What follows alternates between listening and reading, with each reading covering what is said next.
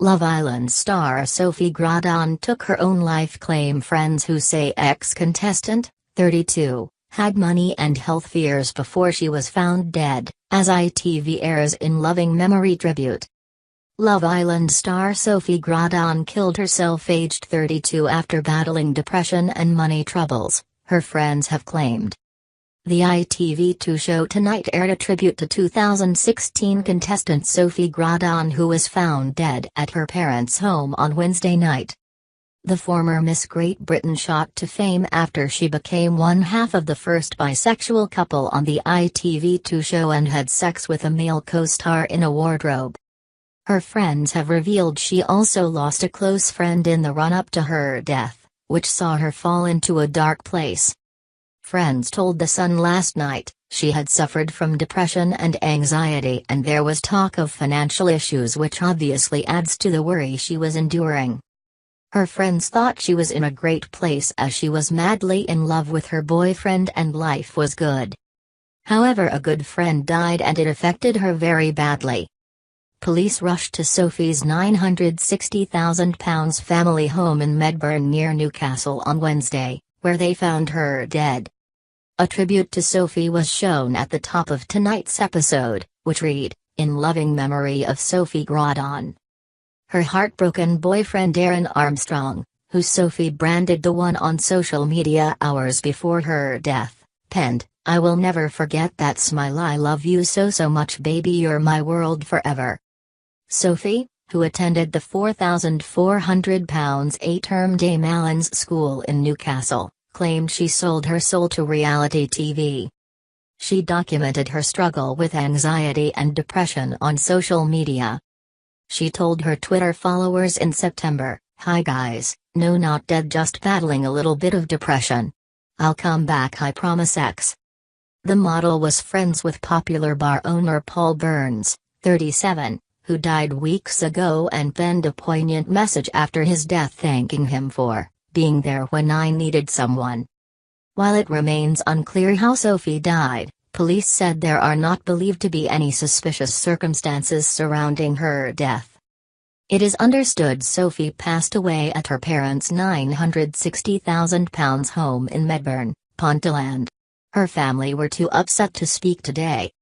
Sophie confirmed her relationship with Aaron Armstrong, who is understood to be a boxer, on Facebook on May 29. They were introduced by their friend Calvin Banks, the director of a computer company, and just 3 weeks ago Mr. Armstrong joked to friends that he and Sophie were planning their wedding.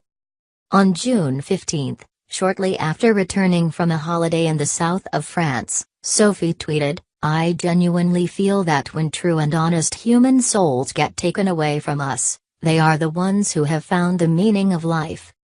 In April, Sophie documented her battle with anxiety, writing on Twitter, "Thinking back to when I became a total recluse, afraid to go out anywhere because of crippling anxiety, and how different my life is now. Facing up to your fears is sometimes the hardest but most rewarding thing."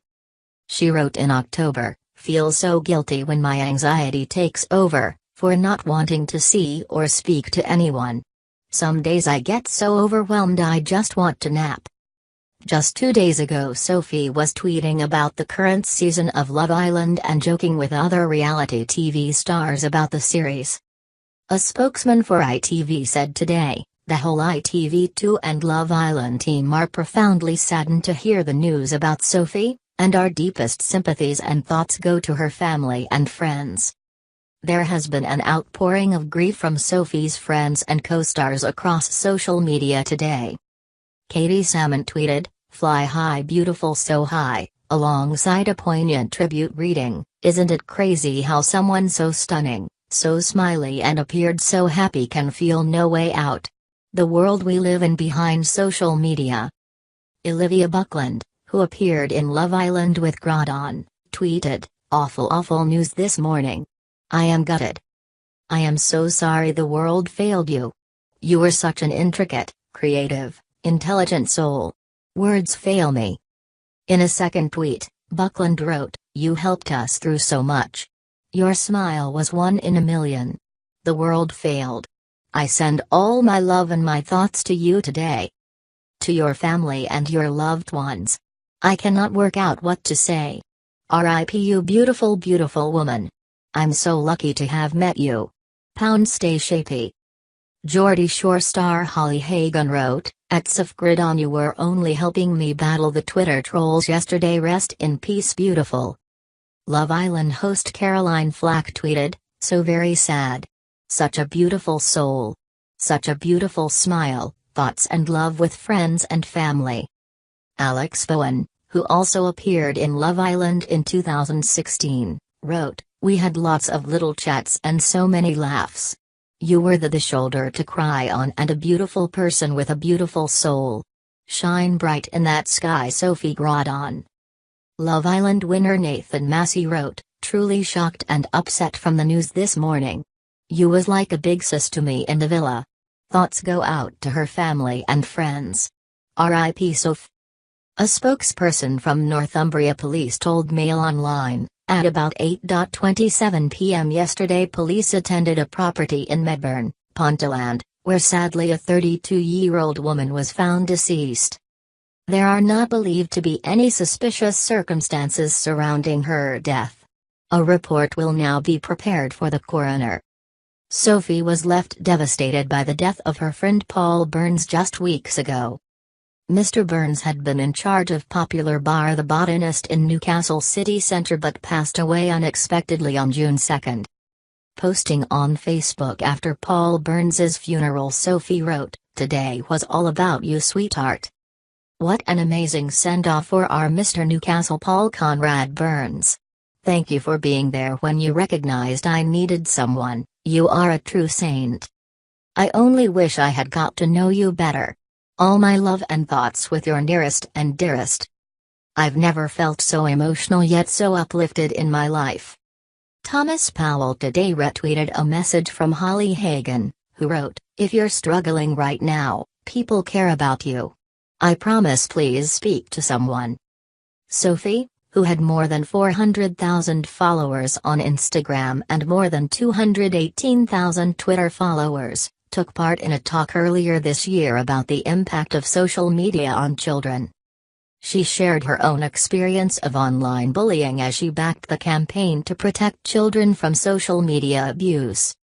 Psychologist Emma Kinney, who took part in the same, described her as an utterly lovely woman.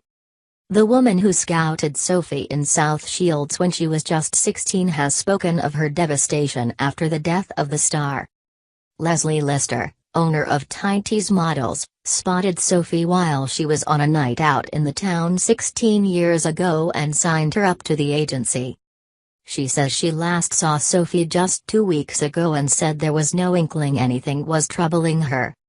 Leslie said, "Sophie was the life and soul of the party, but she was also a really nice and absolutely lovely girl, a beautiful soul, a happy, smiley person. She was always full of fun. Despite her success she was humble. It didn't matter what job she did for us, whether big or small, she approached it in the same way. She was also a great mentor to the younger girls. If any of them were having problems she would take the time to talk to them, and try and help. She would make people feel much better. Everyone absolutely loved her.